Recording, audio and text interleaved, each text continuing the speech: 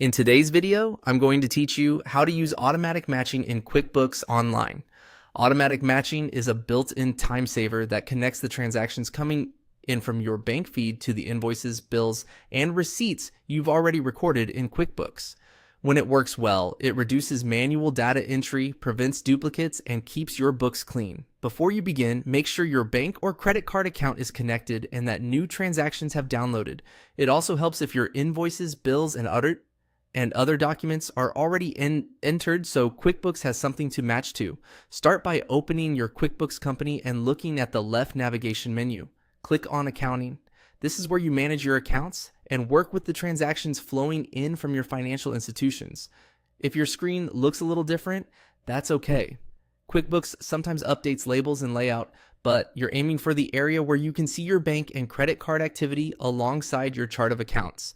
Give the page a moment to load so you see the latest feed from your bank. Next, select the transaction you want to work with from the list. Click directly on that line to open its details. You'll see key information such as the date, amount, description from the bank, and in some cases, the payee. Take a moment to read those details and think about what this should match to in your books. An open invoice you sent, a bill you owe, a customer payment, or perhaps a transfer between accounts.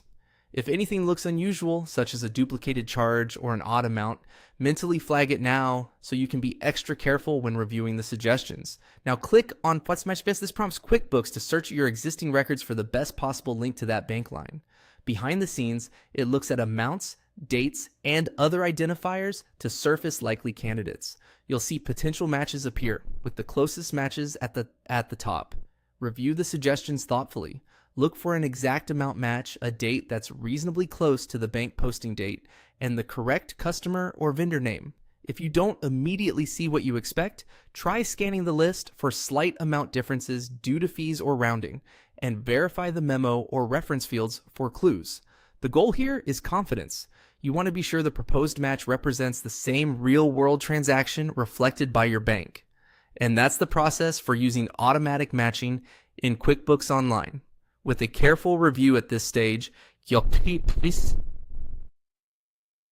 your records accurate and speed up reconciliation down the line. Thanks for watching and happy bookkeeping.